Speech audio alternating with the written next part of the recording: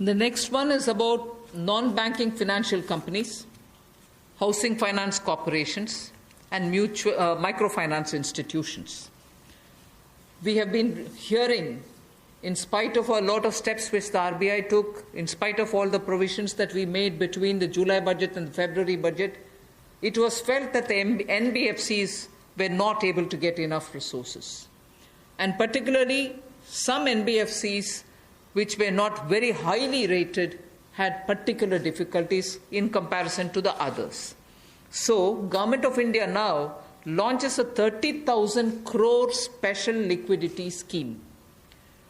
Under the scheme, investment will be made in both primary and secondary market transactions, where investment grade debt papers, this is not infusing equity, this is taking and buying debt papers of NBFCs, housing finance corporations, and microfinance institutions. And not high quality debt papers, they can be investment quality also. So this we expect will have an impact on those struggling NBFCs who need money to carry on with business. And these NBFCs are also those who have been funding MSMEs.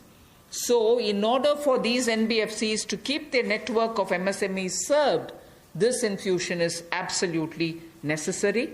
And these securities with which you're going to buy these debt papers will be fully guaranteed by Government of India. They will be fully guaranteed by Government of India. We hope that this will also bring in a lot of difference for NBFCs who have access to small and micro units, and therefore we want to ease the flow of credit through these NBFCs who have only not so good debt papers in their hands.